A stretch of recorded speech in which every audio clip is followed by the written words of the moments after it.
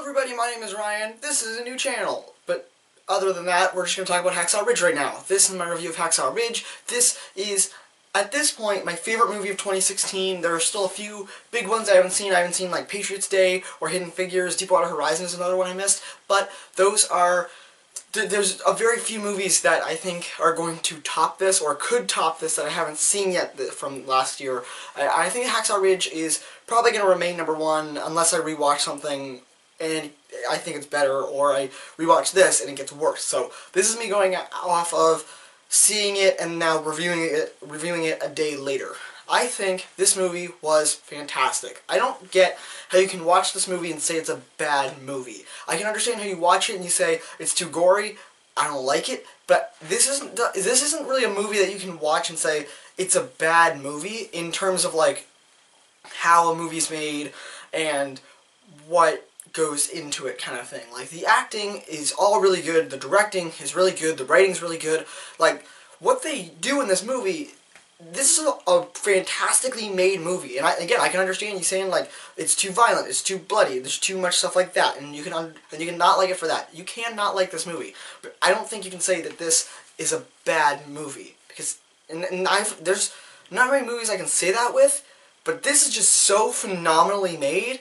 I love it. I think that, first of all, Mel Gibson does a really good job directing. For someone who hasn't seen a lot of Mel Gibson films, I really enjoyed this, and I think that it has that very Mel Gibson sense of, let's use a lot of violence to portray negatives about violence. And I really enjoyed that. And from the war, man, they do a good job of showing that war is real hell until the very end. And in the very end, it's like, at the very ending of the movie, I feel like it's not terrible, it's not really even bad, but I think you could have cut that out and it would have been maybe better, maybe the same. It just kind of loses meaning a little bit in tacking on an ending so that they can have one cool shot that I don't think matters that much. But either way, I think the ending was good. It's just not the best and doesn't totally feel necessary. I still like it though. I think this film, again, does do a good job of showing that war is hell, but in doing that, they also get a lot of really good action shots and stuff. The action in this movie is great, however, it's also really conflicting because you're watching this and there's a small part of your mind that's thinking, this is cool. There's a large part that's thinking, holy shit, this is terrifying. Because there are people dying, like getting torn apart, it's bloody as hell, there's dead bodies everywhere, like there's just one of those first action shots. A bullet goes through a head and into another head, and it's like, it's amazing, but amazingly kind of action cool for a minute, but then like bodies are getting torn apart and limbs are flying off, like a guy gets like cut in half, his legs get blown off, like it quickly gets horrifying, and you learn that this movie is totally an anti-war movie. And if you didn't get it already, yeah, this movie doesn't. This movie's theme and stance on war isn't pro-war, and I love how they do that while still doing a good job of like showing the battle and everything and showing all the hardships and making a good action movie that is seemingly against the action.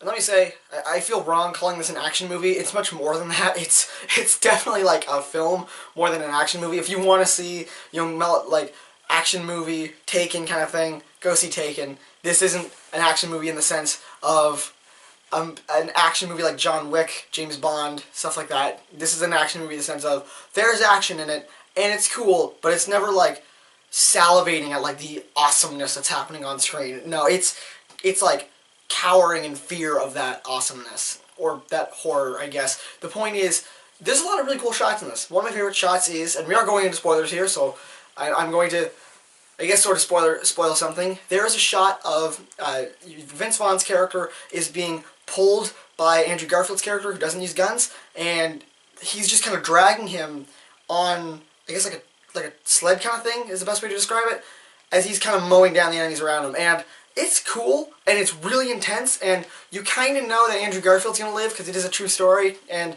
without knowing how it ends, you can assume that he's going to get out of there safe.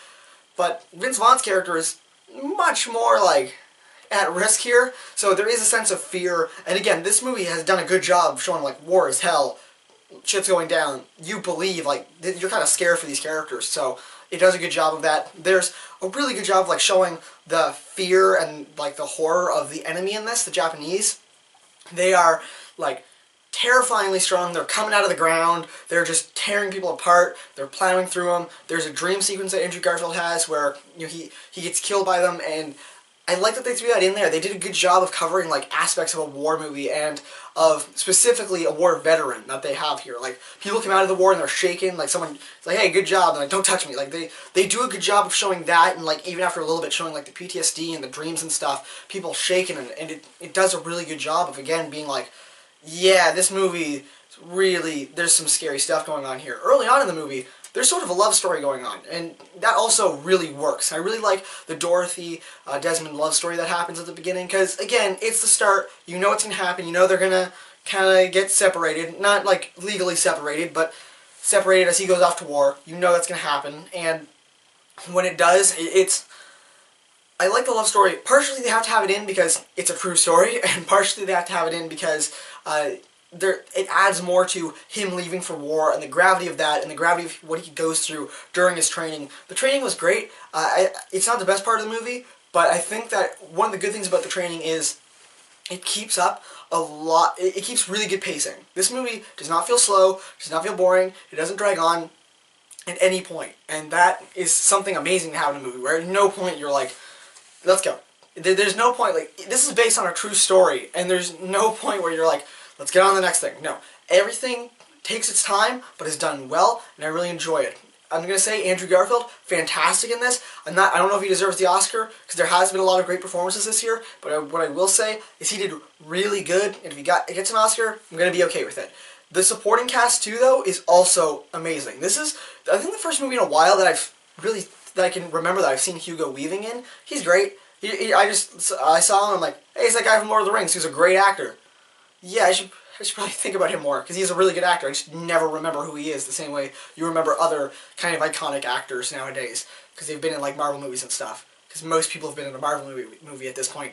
Moving on, again, Vince Vaughn, awesome. I think he does a really good job. And the movie has humor early on. Of course, it kind of drops that when they get into the hardships and the hell of war, but the humor in the beginning of the movie is great, because again, it's a good tonal switch when you get into war and, like, jokes are kind of stopping and it gets really serious and sad and fucked up. So again, I like the humor and how it serves in the beginning and how it serves to not have it later in the movie. The theme is really good, shown out here. The directing is really good. Again, there's a lot of cool action shots in this that are just horrifying, and Mel Gibson doesn't let you dwell on, oh, that was cool. No, he reminds you there is shit going down. There are dead bodies everywhere, and war is hell. This is a terrific movie. I really enjoyed it. It's my favorite of the last year so far. What do you think about it? You can comment your thoughts down below if you've seen it. If you haven't seen it, I gave you some spoilers, but you should still go see it. This was a great movie. I'm going to give it like 9.8 out of 10. That sounds like a good rating. I feel like the light and the camera shifting because of the light behind me. Either way, subscribe for more movie reviews. This is a new channel that I made specifically to review movies, because I did a video on my normal channel, Top 10 Anticipated Movies of 2017, and immediately lost a couple subscribers. I get it. Probably don't want it there. If you want to see me review movies here, then subscribe, and I'll see you all next time.